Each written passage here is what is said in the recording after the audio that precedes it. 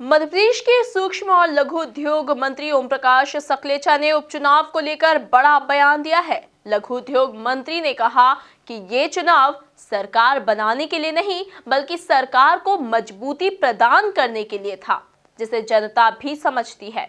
देखिए इस खास रिपोर्ट में। मध्य प्रदेश में मतदान खत्म हो चुका है और अब मतगणना की बारी है, लिहाजा इस दरमियान नेताओं के दावे जारी हैं।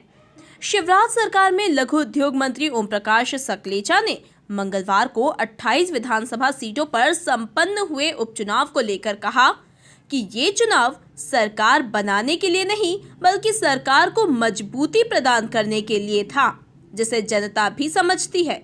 लिहाजा फैसला बीजेपी के पक्ष में होगा।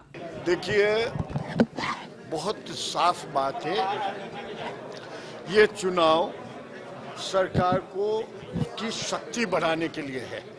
यह पहला चुनाव है भारत के इतिहास में जो चुनाव सरकार बनाने के लिए नहीं था, सरकार को स्ट्रेंथनिंग करने के लिए था।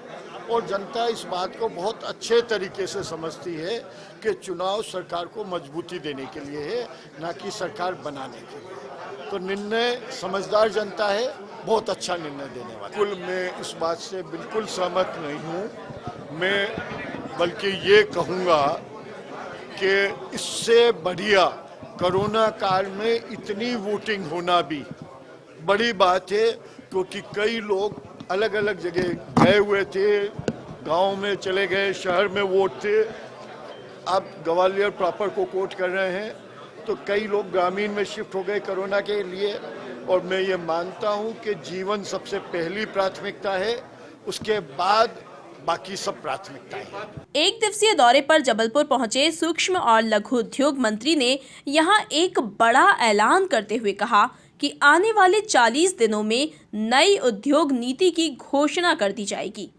कोई मुद्दा पेंडिंग नहीं है, सब की बातें सुनी और उनको आने वाले समय के लिए नए आत्मनिर्भर भारत के लिए बहुत बड़ा चंक ऑफ इंडस्ट्री आने वाला है, उसके लिए तैयार करने के लिए सब संकल्पित हुए। बिल्कुल नई इंडस्ट्रियल पॉलिसी अगले 40 दिन में डिक्लेयर हो जाएगी, 30 से 40, क्योंकि अभी आचार संहिता 10-12 तारीख तक चलेगी।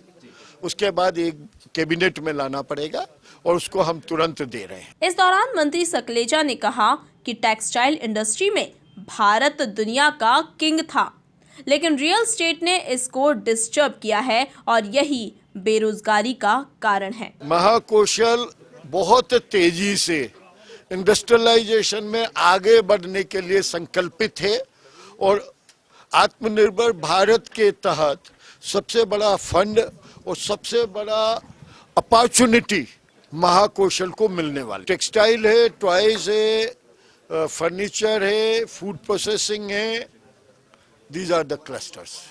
हम चूंकि किसी एंटरप्रेन्योर के मन में आज काम करने की इच्छा हो, उसे तुरंत जमीन मिले, उसका इन्वेस्टमेंट जमीन पे कम हो, टेक्नोलॉजी और इक्विपमेंट पे, प्रोडक्शन को स्टैंडर्डाइजेशन और उसको बड़ा बेस बनाने के लिए उसकी पूंजी लगे, इसके लिए मध्य प्रदेश सरकार संकल्पित है। अतिरिक्त लोन 20% सबको मिला। अगर एक भी व्यक्ति कहेगा तो मैं निजी तौर पर उसको अतिरिक्त लोन दिलवाऊंगा। इंडिया टेक्सटाइल का पूरी दुनिया का किंग रहा, रियल एस्टेट ने उसको डिस्टर्ब करा और वही बेरोजगारी का सबसे बड़ा मूल कारण बना।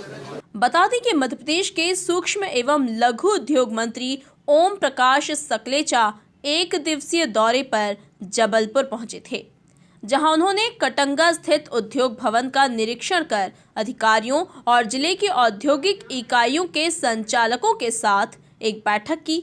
इस दौरान रोजगार सृजन के उपायों को लेकर चर्चा की गई। Bureau report, MP news, Jabalpur.